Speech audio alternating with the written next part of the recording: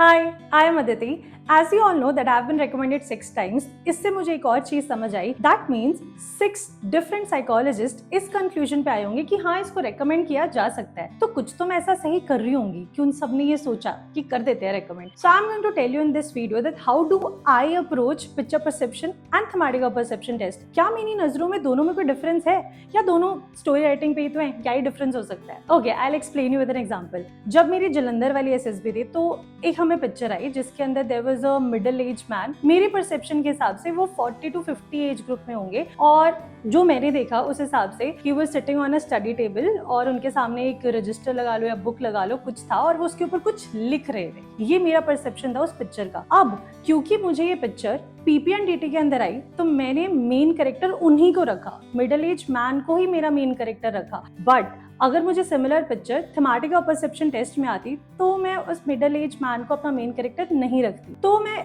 एक ऐसा character introduce करती जो मुझसे रिलेटेड हो, मेरे एज ग्रुप से रिलेटेड हो या मेरे जेंडर से रिलेटेड हो. कुछ तो ऐसा हो कि जहां पर ये दिख रहा हो कि I am perceiving my self. अब इससे क्या डिफरेंस मैं पर्सनली बता सकती हूँ कि मैं फील करती हूँ. अब PPNDT is about perception test. तो मेरे हिसाब से PPNDT के अंदर जो पिक्चर दिखाई जा रही है आपको उसी को परसीव करना है और उसी में से कोई मेन कैरेक्टर आइडेंटिफाई करना है और उसी के ऊपर स्टोरी लिखनी है. But when we talk about thematic perception test, so as per my observation in thematic perception test I will always perceive myself in the picture. मैं ये पर्सपेक्टिव लेकर टैट लिखती हूँ कि what if I am there in the situation, what if मैं उनमें से कोई एक हूँ. हमेशा अपने आप को सिचुएशन में रखकर मैं टैट लिखती हूँ. अब मुझे पता है आप सबके दिमाग में आ रहा होगा कि स्टोरी बताओ, स्टोरी क्या लिखी है, हमें स्टोरी जाननी है. Well before jumping to the story let me explain you कि पिक्चर को समझना ज्यादा जरूरी है, स्टोरी उसके साथ साथ बन ही जाती है. मेरा हमेशा पहला अप्रोच रहता है कि पिक्चर को अच्छे से समझें.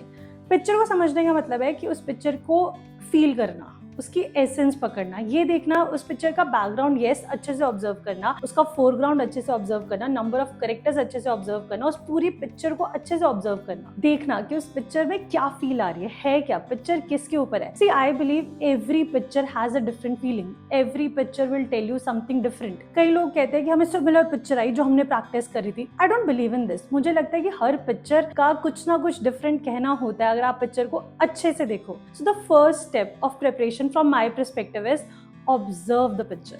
Whenever you are writing a story, whenever you are preparing for the psychological assessment or whatever, observe the picture, feel the picture. देखो कि पिक्चर है क्या. और मैं अगर पर्सनली बताऊँ तो मैं साइकोलॉजिकल टेस्ट बहुत ज़्यादा प्रिपेयर नहीं करती थी, बहुत ज़्यादा टैट नहीं लिखी है मैंने, बहुत ज़्यादा PPDT नहीं लिखी है मैंने. मैं हमेशा इस चीज़ में बिलीव करती थी कि जितनी नई पिक्चर उतनी अच्छी स्टोरी आएगी. मैं तो इवन सोचती थी कि कोई पुरानी पिक्चर ना आ जाए. आई यूज्ड टू थिंक कि प्लीज़ कोई ऐसी पिक्चर ना आए जो मैंने पहले देखी हुई है, please I want a fresh idea. क्योंकि जब मैं कोई नई पिक्चर देखती हूँ तो मुझे एक नया आइडिया आता है, मुझे अच्छा लगता है और आई थिंक मेरी स्टोरी भी बेटर आती है क्योंकि मैं हमेशा अपनी फर्स्ट थॉट के साथ जाना प्रेफर करती हूँ, टू बी वेरी ऑनेस्ट. अब चलो मैं इस पिक्चर का आपको बताती हूँ कि मैंने स्टोरी क्या लिखी थी. जो मिडिल एज मैन जलंधर के अंदर जो पिक्चर आई, सो आई स्टिल रिमेंबर मेरी स्टोरी वाज अराउंड कि जो मिडिल एज मैन था, he was a professor at Punjab university and he was writing a research into cross breeding of plants, hybridisation of plants and everything. And then he did research, he utilised various resources and all everything and he published his research and his published paper was able to help the university to grow and the students to read more in their research and everything. अब मुझे plants क्यों याद आए? जैसे ही मैंने picture देखी मुझे plants, hybridisation, cross breeding यही क्यों याद आ रहा है? बिकॉज मैंने पिक्चर को जब बहुत अच्छे से ऑब्जर्व किया मुझे देखा कि पीछे बहुत सारे पानी के ऐसे टैंक्स पड़े हुए थे और बहुत सारे प्लांट्स थे और मुझे पिक्चर को देख के ऐसा लगा विंडो से कि मौसम बहुत रेनी है, कुछ रेनी मौसम होगा, बहुत सारे प्लांट्स है, तो ये इंसान होगा वो प्लांट्स को पढ़ना या प्लांट्स को पसंद करता होगा, कुछ तो हुआ. तो मैंने बस दोनों आइडिया को मिक्स किया and I just wanted to relate my story to the given picture. मैं कभी भी ऐसी स्टोरी लिखना प्रेफर नहीं करती हूँ जो गिवन पिक्चर से इधर उधर हो.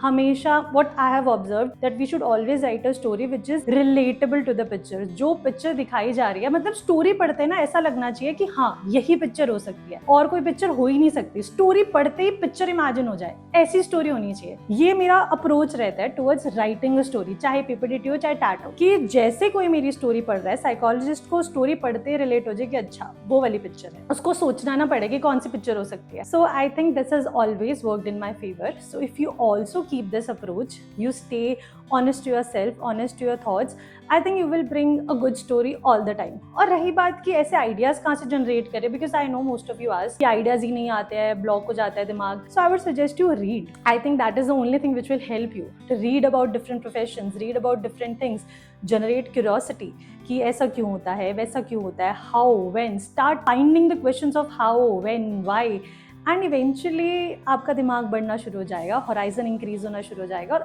अच्छी स्टोरीज भी आनी शुरू हो जाएंगी. क्योंकि stories eventually about how you are organizing your thoughts. अगर बहुत सारे आइडियाज एक टाइम पे आ जा रहे हैं, so what is your most authentic idea, what is the most relatable idea you feel. और अगर आइडियाज नहीं आ रहे हैं, so that means you are somewhere lacking in the knowledge part, जो कि आप खुद ही इम्प्रूव कर सकते हो. कोई आपको धक्के दे के इम्प्रूव नहीं करवा सकते. सो whenever you are appearing for your SSB, go with a very fresh mind. Do not go with कि ये कैसे होगा, वो कैसे होगा, and read. The more you will read, the more ideas you will generate and you will definitely do good. And I know you must be thinking कि story कैसे लिखते हैं, ये तो बता दो, स्टोरी में क्या होता है. तो उसके ऊपर मैं इंस्टाग्राम पे ऑलरेडी वीडियोस डाल चुकी हूँ, टैट के ऊपर भी है, पीपीडीटी के ऊपर भी है. तो आप डायरेक्टली मेरे इंस्टाग्राम हैंडल पर जाकर वो वीडियोस भी देख सकते हो. और if you want me to make a separate videos on YouTube, मैं वो भी बना दूंगी. Don't worry. So for now you all were asking कि थोड़ा प्रोसेस के बारे में बताओ. तो यही प्रोसेस के बारे में है. देखो, आपको पीपीडीटी क्या होती है, टैट क्या होती है, इसके ऊपर यूट्यूब पे बहुत सारी वीडियोस मिल जाएंगी. All you have to do is search PPDT and TAT. But here I'm telling you that how do I approach PPDT and TAT. If you listen to it carefully, you will understand that how this has always helped me. And I believe this will help you too. So stay tuned. Thank you.